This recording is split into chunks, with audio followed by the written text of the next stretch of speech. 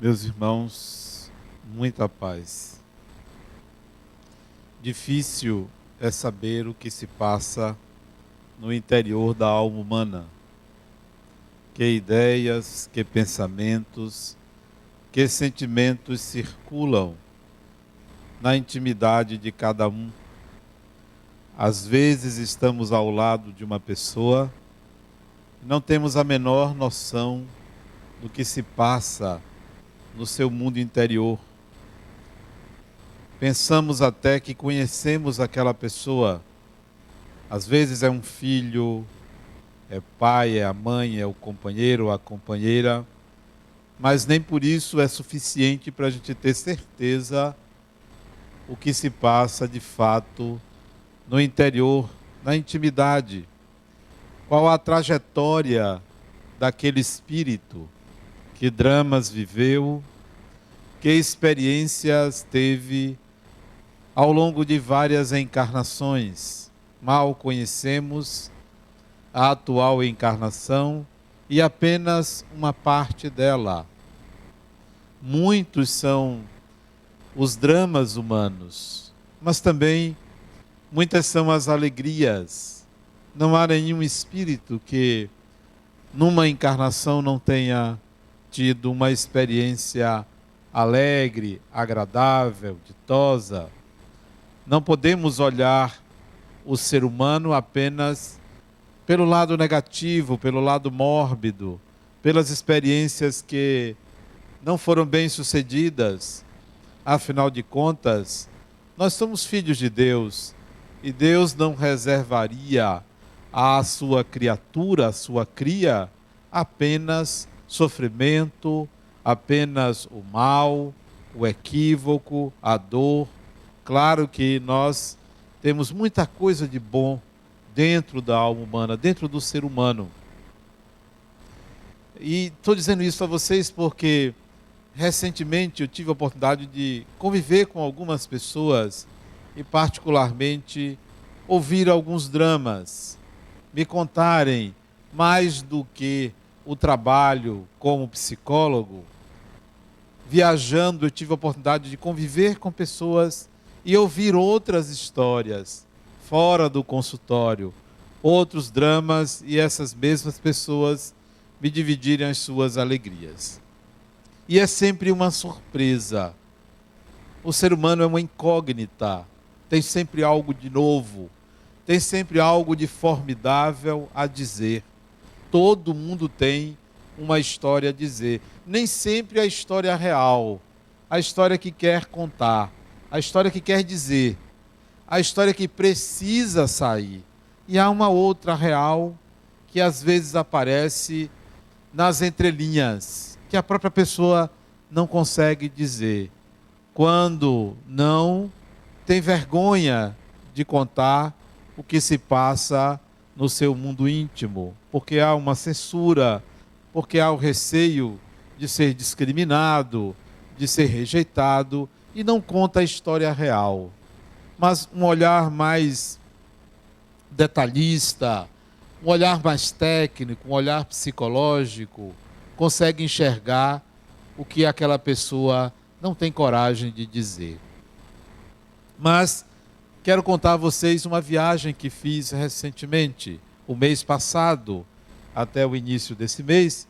Eu viajei com algumas pessoas, cerca de 35 pessoas, comigo e minha esposa 37. Nós fomos a Assis, a Itália, para fazer uma peregrinação espiritual. Dentre outras cidades que nós fomos conhecer, além da peregrinação. Confesso a vocês que eu não fui com nenhuma expectativa, porque já conhecia, porque já tinha feito isso, já tinha estado. Não esperei nenhum momento de êxtase, nenhum momento de contato espiritual mais do que o habitual. Meu interesse em toda a viagem de 10 dias era levar essas pessoas a um determinado lugar onde, no ano passado, eu vivi uma experiência luminosa, como dizemos em psicologia, uma experiência de êxtase místico. E eu queria que as pessoas fossem a esse lugar e ali, quem sabe, poderiam experimentar o que eu experimentei. O lugar era uma espécie de caverna, uma pedra, onde Francisco de Assis costumava dormir. Ali naquele lugar, eu tive uma experiência transcendente o ano passado. E não esperava que tivesse de novo esse ano, como de fato não tive. Queria que as pessoas conhecessem esse lugar. Mas era muita gente, 35 pessoas, é gente demais. Não dá para ter um controle, não dá para cercar as pessoas e fazê-las focar mais o espiritual do que o próprio turismo. Mas impossível você viajar para a Itália e não fazer turismo. A própria Roma, cheia dos seus encantos, cheia de locais bonitos, desviaria a atenção de qualquer pessoa para o espiritual, porque a cidade evoca a cultura, evoca um passado glorioso, o Império Romano, aqueles que fizeram proliferar a nossa língua, né? A língua latina. Então, é sempre uma oportunidade de você entrar em contato com a história da própria humanidade. Então, o espiritual ficaria em segundo plano, como ficou, mas eu já tinha ideia que isso poderia acontecer, isso estava dentro do previsto. Mas seguimos viagem. E eu aconselhei as pessoas que cada um fizesse a sua viagem particular.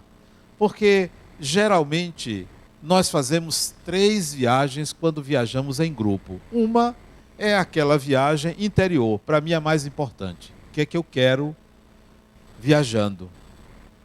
O que é que eu quero para mim? O que é que eu quero ganhar? O que é que eu quero viver? O que é que eu quero sentir? Essa é a minha viagem, a viagem número 1. A viagem número 2 é a viagem que você compartilha com quem você viaja. É a viagem do grupo. E a viagem número 3 é aquela que você vai contar quando volta. Geralmente aumentada. Geralmente apenas aquilo que você quer que o outro veja, que o outro saiba. Então são 3 viagens. Tem gente que durante a viagem fica gravando o que quer contar quando voltar. Ah, isso aqui eu vou dizer. E fica selecionando, tirando fotos e gravando para contar em geral a alguém que não foi, para se sentir superior, melhor. Olha, eu viajei para tal lugar. Mas tem pessoas que fazem o inverso. Quando você disse isso, eu já estive lá e até nem gostei. Pronto, aí acaba a sua viagem. Não adianta. Para essas pessoas você não tem vez, porque a pessoa já bota você lá embaixo. Eu já estive lá e para mim foi péssimo. Então não adianta você contar vantagem. Mas o mais importante é a primeira viagem. A viagem que você faz com você mesmo para onde você vai. Onde é você quem vai selecionar o que você quer viver. Portanto, não importa com quem, não importa aonde, não importa o que vai acontecer. Importa que você está vivendo aquele momento. É seu, lhe pertence. E eu fui com esse propósito, de viver o meu momento. Eu estava conduzindo parcialmente um grupo, me interessava fazer com que as pessoas sentissem alguma coisa. Esse era o meu interesse, essa era a minha viagem. A minha viagem era para os outros. Não pensei numa viagem para mim, porque, repito, já conhecia tudo. E já tinha tido a experiência mística no ano passado, em outubro do ano passado. E fui na viagem. Viajar pelos caminhos de Francisco de Assis é sempre uma experiência inusitada, diferente, porque você vai ser surpreendido com algo que lhe chama a atenção para a pujança da humildade de Francisco. E isso contrasta com a nossa vaidade, contrasta com o nosso orgulho. Então todos são tomados por um sentimento de pequenez. Como eu sou pequeno diante de alguém que se fez tão pequeno que se tornou grande. Então, o contraste é evidente. Não importa a suntuosidade das igrejas, o que a Igreja Católica fez com o nome de Francisco, mas todo mundo vê, principalmente, a humildade dele. A crítica à igreja fica de lado, porque a humildade dele derruba qualquer um que entre em contato com a trajetória dele. E aí fomos. E eu já estava cansado de entrar e sair de igreja. Nunca gostei de igreja, isso eu já sempre confessei. Nada contra a igreja, quem gosta de igreja, quem entra em igreja e quem se sente ali envolvido pela sua fé. Adenauer não é assim. Igreja para mim é igual ao centro espírita, a um salão, à rua. É a mesma coisa, uma casa. Sempre com todo respeito. Bom, estava cansado de entrar e sair de igreja. Entrar e sair de igreja, entrar e sair de igreja. Eu já não aguentava mais as pessoas falarem dos rococós, do século não sei quanto, do ano de não sei quanto, do pintor não sei o que lá. Eu já não ouvia mais nada. Eu estava ali doido para o tempo passar. E na expectativa de que as pessoas tivessem a sua experiência mística. E devem ter tido. Devem ter tido. Foi muito bom. E eu me lembro que, na vez que eu fui, em outubro, eu fui a um local chamado Ermo de Cárceres. Um lugar muito afastado, uma montanha lá em cima. E lá eu vi as privações de Francisco. E eu pensei assim, as pessoas que vierem aqui, que eu vou trazer aqui, vão sentir o que eu senti. Como indivíduo, no século XIII, século XII, século XIII, conseguiu viver nesse lugar com total privação, que a sua luminosidade é que fez com que a humanidade o conhecesse. Não pela privação, porque só um indivíduo iluminado conseguiria viver ali, totalmente privado de qualquer conforto que vocês imaginarem. E ele iluminou a Idade Média, ele iluminou a humanidade. Ele disse, as pessoas vão sentir alguma coisa, e muita gente sentiu. Pois bem, saímos dali, eu doido para aquele negócio acabar, né? Já estava, isso já era talvez o antepenúltimo dia, eu já queria ir embora para fazer uma outra viagem, porque eu fiz uma viagem de 10 dias com as pessoas e uma outra viagem de uma semana em particular com outro casal. Uma viagem de turismo, mas também eu queria conhecer a Andaluzia, o sul da Espanha. E fomos. Mas chegou num determinado lugar que eu confesso a vocês que eu me desconheci. O guia nos levou a uma igreja chamada de São Damião. Mais uma igreja. Eu já queria ficar do lado de fora, mas seria uma descortesia muito grande eu estar conduzindo o grupo e ficar do lado de fora. Todo mundo entrar e ficar do lado de fora. E eu já entrei assim, tomara que isso acabe logo. Sabe quando você não quer ir a um lugar? Eu já estava assim, àquela altura, porque era mais uma igreja para entrar. Entrei. Comecei a sentir um negócio diferente. Sabe o sentimento que eu comecei a sentir? De ter que olhar para baixo. De me curvar. Uma coisa diferente. Eu sou uma pessoa muito vaidosa, eu ando de nariz empinado. E eu ter que me curvar dentro dessa igreja, eu achei diferente isso. Mas fui, entra aqui, sai ali, até que o guia diz assim, a próxima sala é uma sala onde as freiras costumavam fazer as suas orações. Era uma capelazinha dentro dessa igreja. Eu não contei conversa, eu disse, essa eu vou passar rápido. E vi uma escadinha de subida, eu disse, eu vou subir nessa escada. Para que eu fiz isso? Subi essa escadinha, 4 ou 5 degraus, e cheguei a um salãozinho pequeno, que deve ser um sexto desse salão aqui, pequenininho. E eu vi um vaso de flores, o salão estava vazio, vaso de flores, uma cruz. E eu comecei a chorar. Digo, que negócio é esse, meu Deus do céu? Eu chorar aqui? Eu aí me encostei num canto com vergonha, porque se as pessoas me vissem chorar, iriam querer me consolar, só que não ia saber do que, nem eu saberia explicar. Comecei a chorar. Tinha um batentezinho ao lado de uma janela, eu me sentei ali, comecei a chorar. Não era de tristeza, não era de sofrimento, não era de alegria, era um choro de quem estava sentindo uma presença espiritual que provocava esse sentimento de reverência. O grupo estava ainda lá na capela, eu subi, tinha mais umas 2 pessoas nessa sala. O grupo todo passou e eu fiquei nesse salão ali, sentado, chorava, limpava o rosto, olhava para fora, sem saber o que estava acontecendo.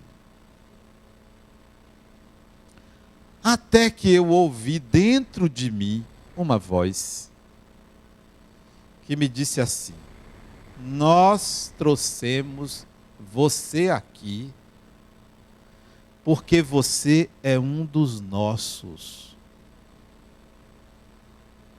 Era uma voz de uma mulher. Parecia ser uma pessoa mais idosa. Eu não via, eu ouvia. E aí eu me lembrei, nesse momento, que eu tivera não é o termo, eu já tive uma intuição de que a época de Francisco de Assis, eu devo ter passado pelo local e fui curado por ele, Francisco de Assis. Eu tive essa intuição lá atrás. E quando ela disse isso, eu me vinculei ao movimento franciscano, sem ter sido padre. Acho que nunca usei saia quando fui homem, acho. Então não fui padre. Ouvi aquilo ali, fiquei confortado, e aí eu perguntei mentalmente à mulher: o que é que você quer que eu faça? E aí eu vi uma silhueta de uma mulher, como se fosse uma freira, que não era clara, porque o convento era o convento onde ela viveu e morreu ali. Não era ela. Era uma preposta dela. E a mulher então me disse: Clara lhe pede que você continue a disseminar o saber e a amorosidade em nossa casa. Clara pede que você continue a disseminar o saber e a amorosidade em nossa casa, referindo-se a esta casa aqui, à Fundação La Harmonia, em especial ao Centro Espírita Harmonia. E esse diálogo estava em minha mente e o choro continuava. Chegou a molhar minha camisa. Tinha um companheiro de costas olhando para a cruz. Eu me levantei e abracei ele. Quando eu abracei ele, sabe o que aconteceu? Ele começou a chorar também. Eu nas costas dele. Ele é mais alto que eu. Eu botei meu rosto nas costas dele para chorar. E ele começou a soluçar. Parecia um samba. Ele soluçando de um lado e eu do outro nas costas dele. Ele chorava. E eu divisei também uma mulher. Depois eu conversei com ela. que ela encostou, tinha uma cruz mais adiante com o Cristo crucificado. Eu nem gosto essas imagens, mas ela encostou o rosto dela nos pés. Quando ela encostou o rosto nos pés da cruz, ela passou a chorar também. Só tínhamos nós 3 chorões naquela sala. Eu abraçado com o Fernando, que fez a palestra na quinta-feira passada, eu abraçado nas costas dele, ele chorava, eu chorava e a mulher chorava lá. Os 3 choravam. Pelo mesmo motivo. Qual motivo? Êxtase, experiência luminosa, mística, contato espiritual, conexão com algo muito maior, conexão com algo mais profundo. E ali eu fiquei, me desgarrei um pouco dele, voltei a sentar-me naquele local, junto da janela, a meditar sobre a vida, sobre os momentos que nós temos de espiritualidade e não aproveitamos. Ficamos pedindo obrigações que são nossas para os espíritos fazerem. Ficamos pedindo aquilo que nos compete fazer, gastando as nossas energias, promovendo um processo de autotransformação, a gente entrega aos espíritos, pedindo proteção, não pergunta o que eu devo fazer, o que me cabe fazer, qual é a minha responsabilidade. Não, a gente quer a benesse. Afinal de contas, o que a gente diz? Eu faço isso, eu faço aquilo, eu ajudo as pessoas. Começa a enumerar as suas virtudes e possíveis créditos para pedir em troca benesses espirituais. Não, isso não é espiritualidade, isso é comércio.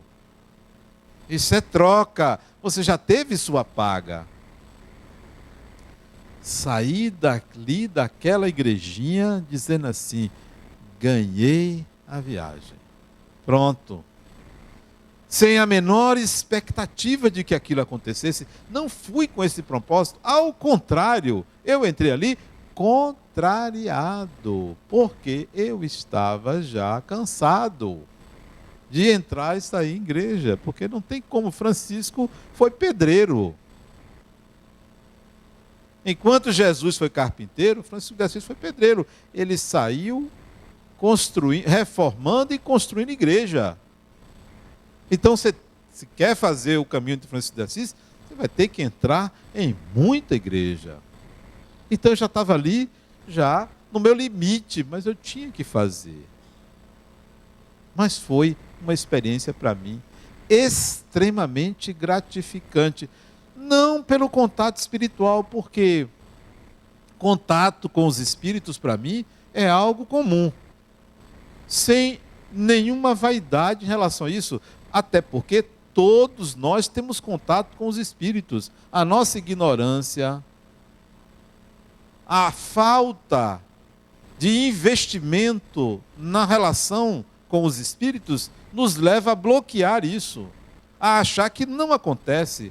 Quantos diálogos mentais seus são conversas, ou monólogos mentais são diálogos espirituais, mas nós não estamos habituados a isso. Não somos treinados, não somos educados para fazer isso.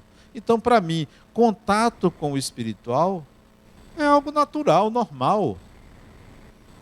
Até mesmo contato com espíritos ligados a pessoas das minhas relações.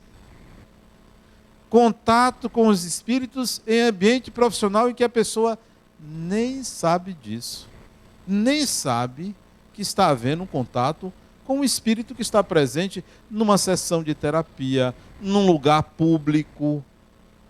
Porque desde a adolescência fazendo isso.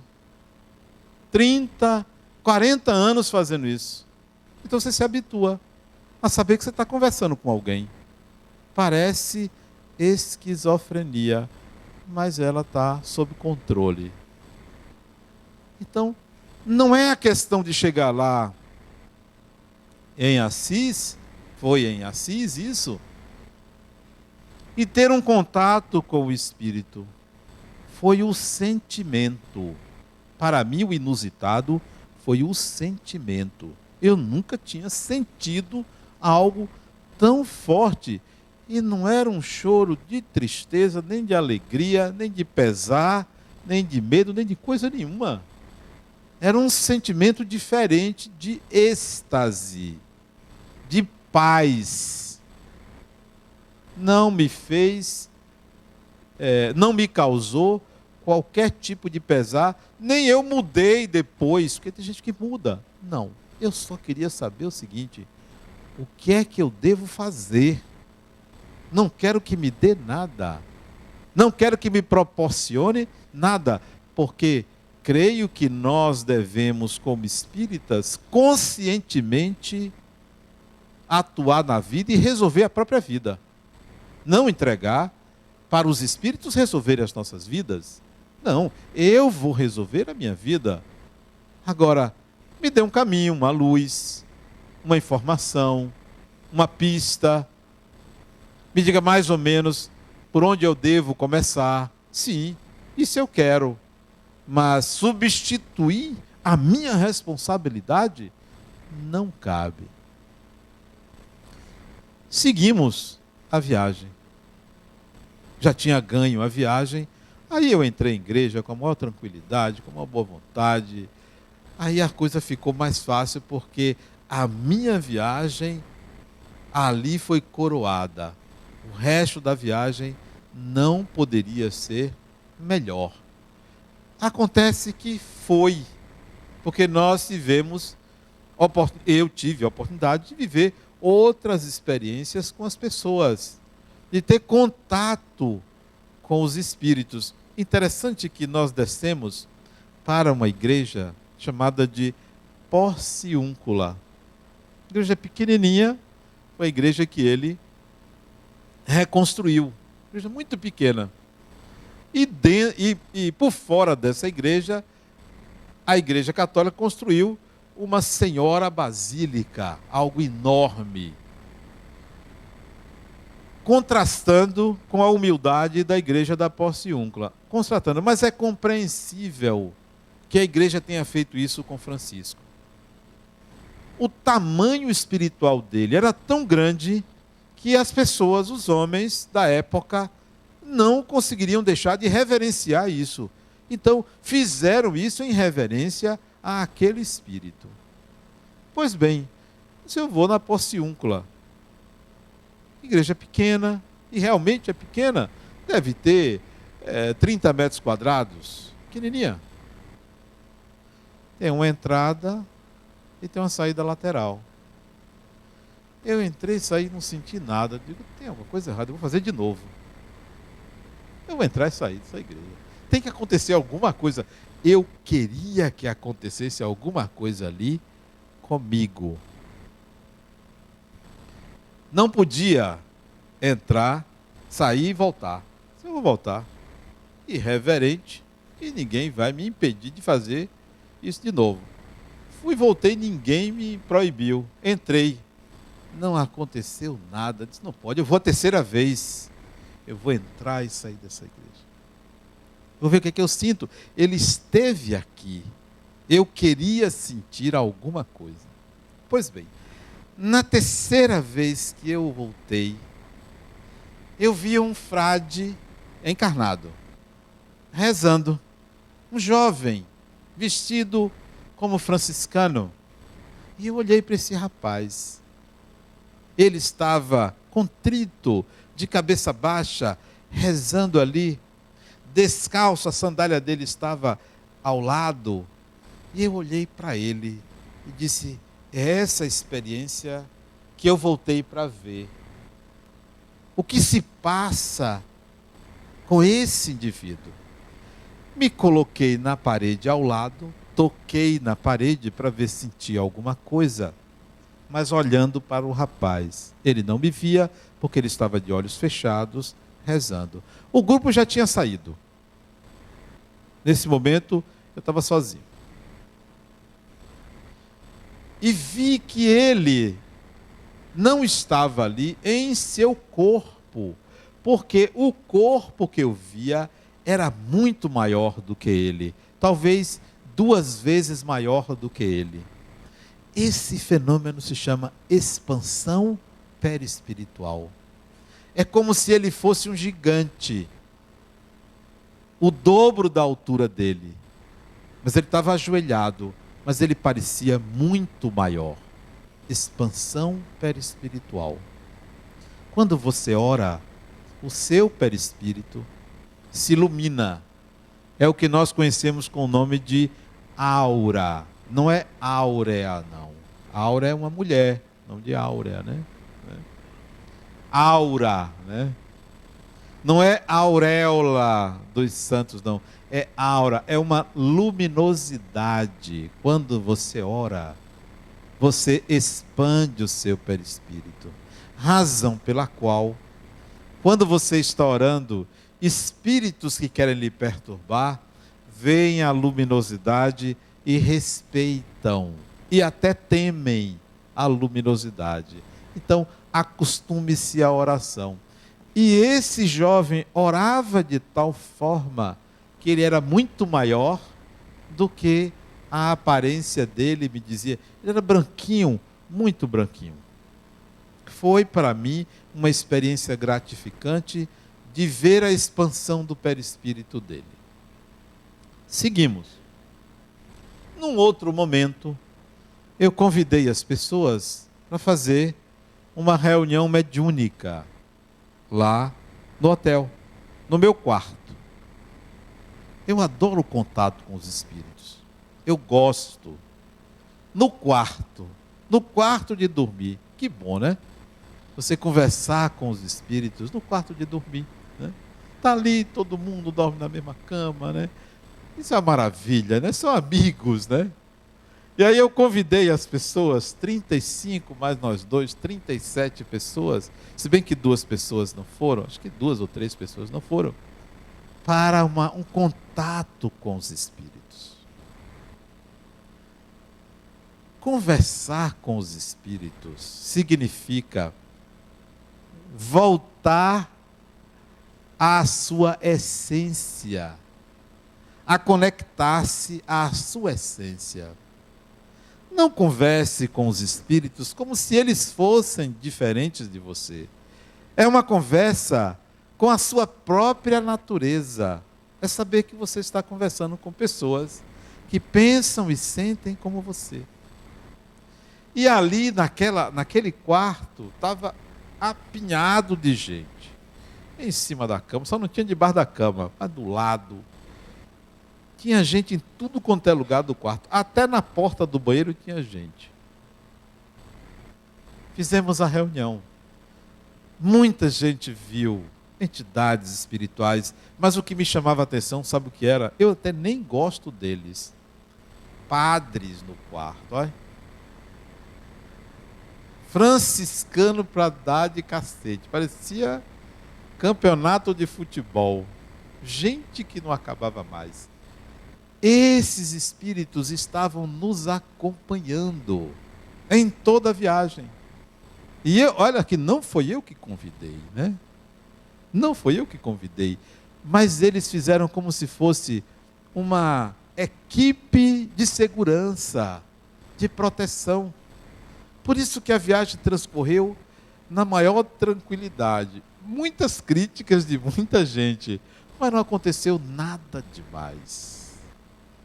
Ninguém adoeceu. Eu queria ver. Sabe o que eu queria na viagem? Que eu nunca experimentei viajando? Um terremoto. E não aconteceu. Vai? Vocês já pensaram que experiência agradável você passar por um terremoto? Eu nunca passei por um terremoto. Nunca. Já tive em vulcão. Já tive numa cidade que eu ia, mas aconteceu o terremoto lá. Não deu tempo de eu chegar para o terremoto. Foi em Los Angeles. Não deu tempo. Aí eu tive que... Não aproveitei. Eu pedia para um terremoto, mas não aconteceu. E era uma região que a gente estava, que já teve muitos terremotos, mas não aconteceu. Pois esses espíritos, esses franciscanos, nos ciceronearam, digamos assim, nos protegeram, porque eles queriam. porque sabiam dos nossos propósitos. Nós fomos ali, pelo menos eu estava ali, a minha viagem interna era proporcionar às pessoas uma experiência luminosa, uma experiência de êxtase. E ali naquela reunião, muitas manifestações, muitas pessoas deram comunicação, muitas pessoas conectaram com seus guias, mentores, conectaram com aqueles indivíduos que estavam ali para nos guiar, para nos envolver com a sua espiritualidade.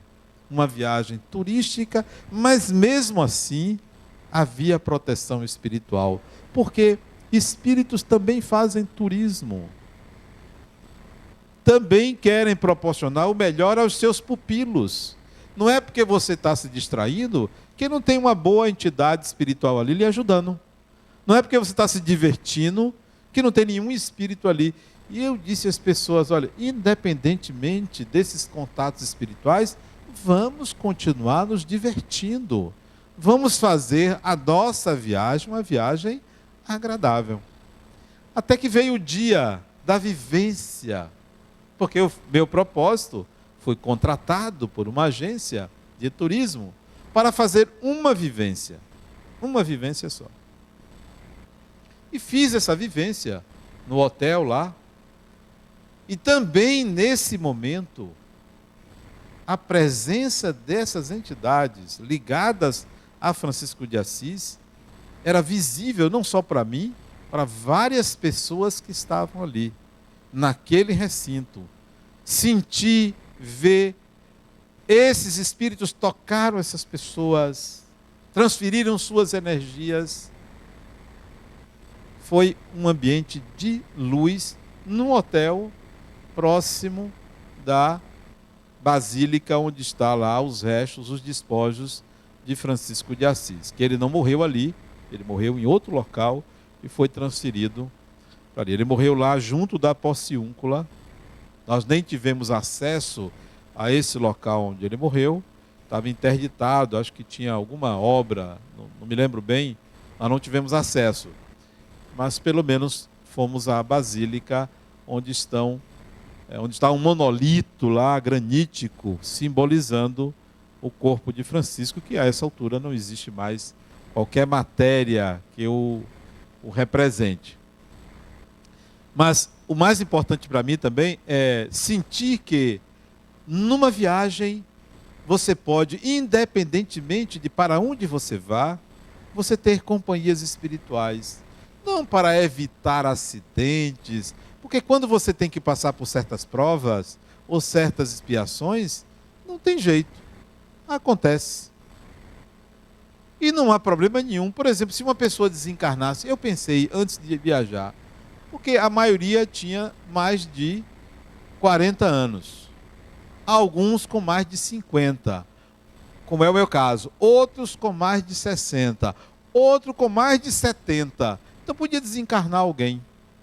Seria bom você desencarnar numa viagem, né? Só ia dar trabalho para repatriar esse corpo. Mas você desencarnar viajando é desencarnar na alegria, né? Você chega no mundo espiritual como turista. Então, é um negócio bom, né? Turista não tem compromisso. E eu pensei assim, se desencarnar alguém, como é que vai ser? Nunca mais vão querer viajar comigo, né? Eu me lembro que antigamente as pessoas pediam para dar passe. Eu dei passe em um, desencarnou. Dei numa outra mulher, desencarnou. Dei numa terceira, desencarnou. Ninguém nunca mais me pediu para dar passe. Se você quiser tomar passe meu, me peça, né? Eu vou encomendar você bem para o outro lado, né? Não, mas é sério, é um passe forte, né? Forte e capaz de fazer desencarnar. Eu me lembro como até hoje eu fui ali na Graça. Isso tem muitos anos. Eu era mais jovem. A família pediu Adenal, minha mãe está lá doente e tal. Vai lá dar um passe nela, eu disse, eu vou. E eu fui dar passe nessa mulher. Digo, meu Deus, e se essa mulher desencarnar? Eu já fui pensando nisso. Não é que a mulher desencarnou no dia seguinte? Você vê a eficácia do passe, né? Você deu hoje, amanhã a pessoa foi embora. E não era uma pessoa muito idosa, não. A doença não era tão grave, não. É o passe que é forte, né? É aquele que pega mesmo. Então, eu até já me perdi do que eu estava falando. Estava onde? Estava lá na igreja, não estava? Não, já não estava, já passei dessa. Né? Pois bem, essas companhias espirituais não tem nada a ver com proteção, não é para proteção, para proteger de acidentes, de doenças. São companhias, viajam conosco, participam de nossas vidas, né? Graças à mediunidade, porque todos somos médiuns. Todo indivíduo tem a sensibilidade de ser influenciado por um ou mais espíritos, geralmente influenciado para o bem, geralmente. Uma minoria perturbada é que é obsidiada. Pode ver, aqui é raro você ver uma pessoa obsidiada. Tem uns atrapalhados, é diferente, mas não estão obsidiados. A maioria de nós tem boas companhias espirituais. É que nós temos um ranço de acreditar que nós é que criamos o mal. Nós temos uma tradição de acreditar que o mínimo equívoco gera uma doença. Foi incutido em nossa mente que nós somos responsáveis pelo mal e por isso que a gente tem problemas. Nós temos problemas porque somos ignorantes. Nós estamos aprendendo a viver. A vida humana tem pouco tempo, enquanto o princípio espiritual tem mais de 3,5 bilhões de anos. A vida humana não tem mais do que 1 milhão de anos. Então, nós estamos aprendendo a viver. Nós estamos aprendendo a compartilhar. Nós estamos aprendendo a construir a própria identidade. É por isso que a gente erra. Nós erramos por ignorância. Mesmo aqueles que erram intencionalmente, erram por ignorância. E se a gente tirar o peso da culpa, nós vamos sintonizar com os espíritos, aproveitando muito mais do que a gente aproveita fazendo pedidos de futilidades ou de atitudes ou benesses que nos cabe conquistar diretamente.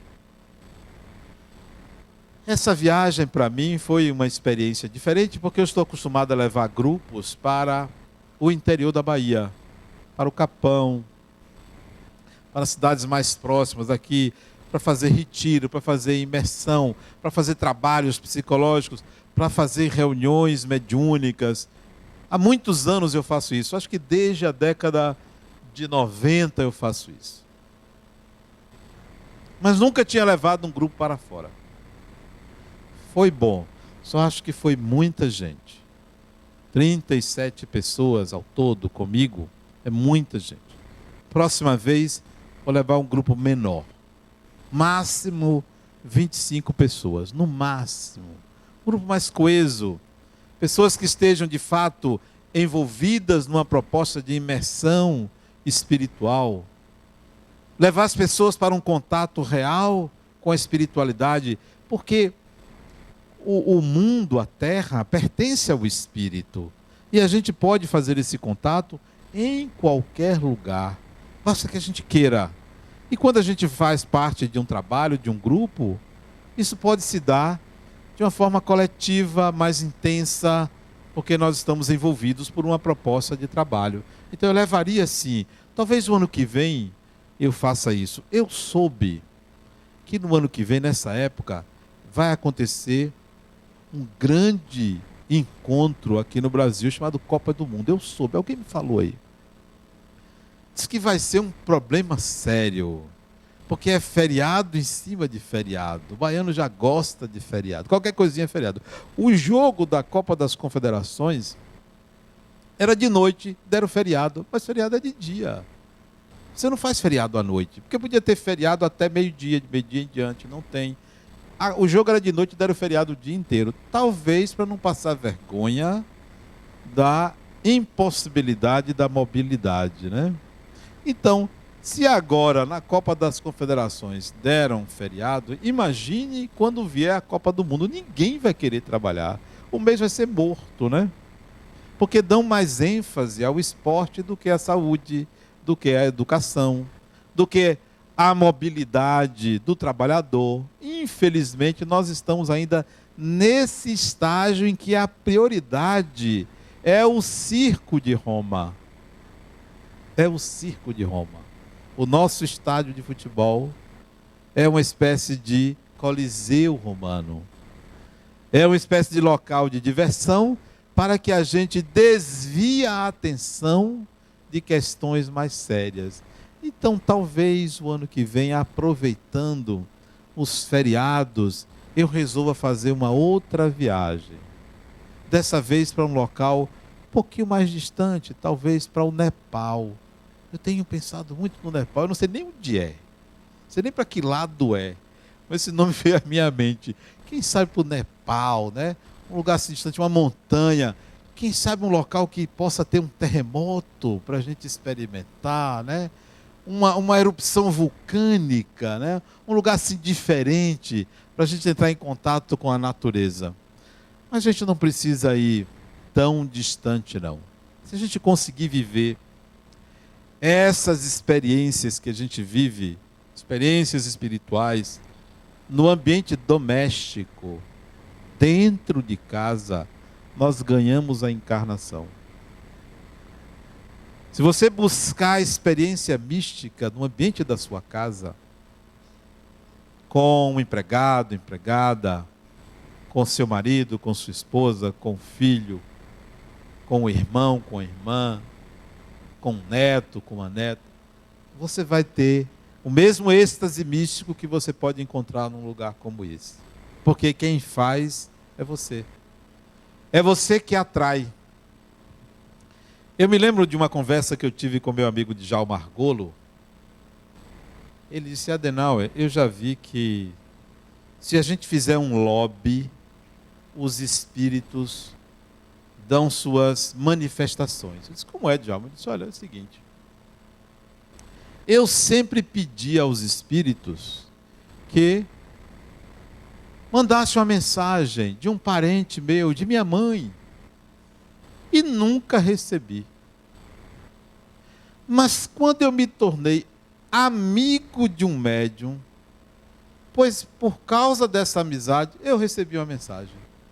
Você veja como o lobby funciona. A amizade fez isso.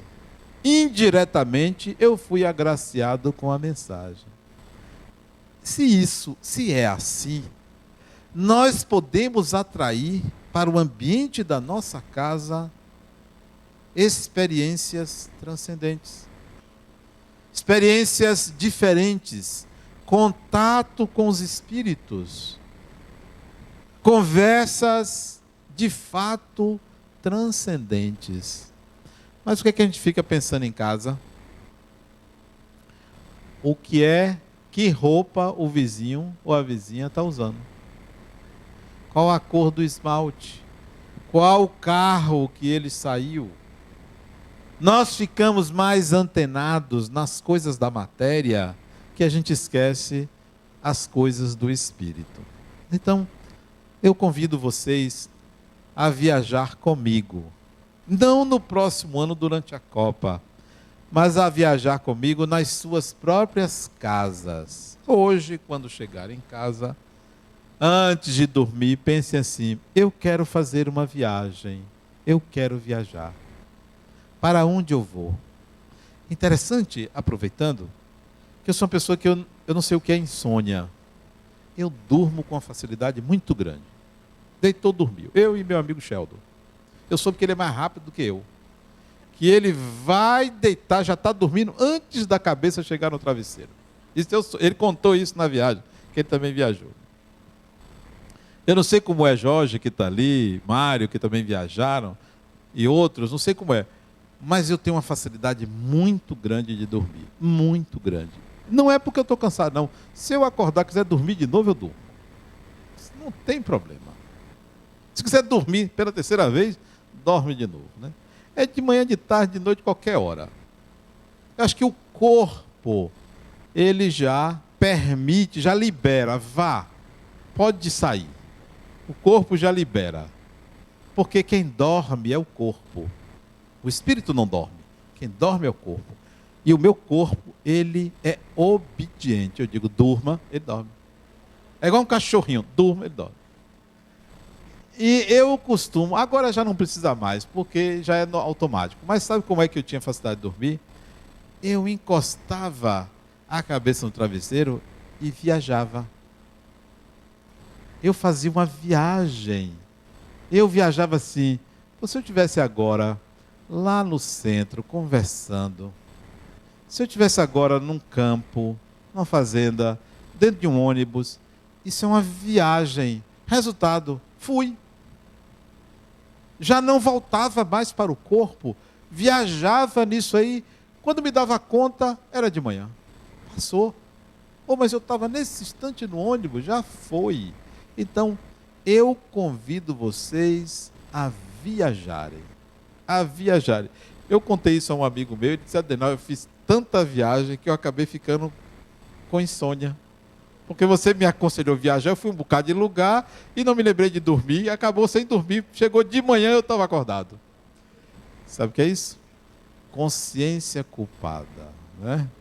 Quem não consegue dormir é consciência culpada. Ou então, do outro lado, tem um obsessor esperando, aí a pessoa não dorme, com medo.